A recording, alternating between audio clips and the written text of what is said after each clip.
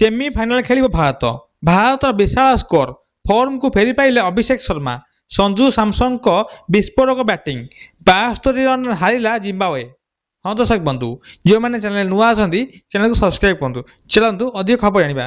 दर्शक बंधु गतकाली खेला सुपर 8 मैच रे भारत एवं जिम्बाब्वे मध्य मैच जो कि भारत 4 विकेट रे 256 रन करथिला। एभली एक विशाल स्कोर जिम्बाब्वे आगे रखिथिला। यह होउची भारतर विशाल स्कोर एवं T20 वर्ल्ड कप रे द्वितीय रेकर्ड होईची।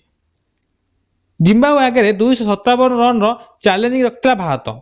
टॉस हारी प्रथम बैटिंग करथिया भारत ओपनर माने शक्तिशाली आरंभ देथिले। संजू सैमसन एही मैच रे सुजोग पाई 15 रन रु 24 रन करथिले किंतु से प्रथम आउट होइथिले। परे अभिषेक शर्मा ईशान किसान मिसी दल को दृढ़ नीति छिड़ा करथिले। दुई जण मिसी द्वितीय विकेट पाई 72 रन जोड़िथिले। ईशान किसान 24 बॉल 38 रन करथिला बेले अभिषेक शर्मा आज निज फॉर्म को फेरी आसी दल पर गुरुत्वपूर्ण अधोहत करते। से 30 बॉल 55 रन कर दल को एक मजबूत अवस्था देते। अधिनायक सूर्य यादव जबरदस्त बैटिंग कर 13 बॉल 33 रन करते।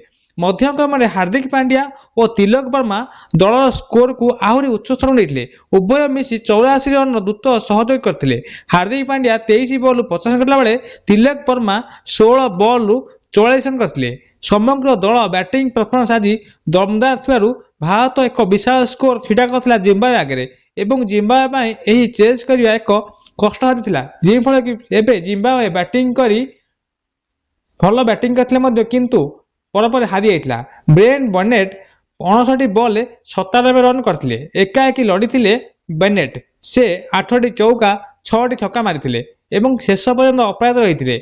सेही भली जिम्बाब्वे मुरमानी 20, मायस 6, सिकंदर राजा 31, टनी मोयंगा 11, टिसांगा मुस्कुआ 7, ब्राड एब्रास नट आउट थिले एवं जिम्बाब्वे 20 ओवर 6 विकेट हराई 184 रन करथिला।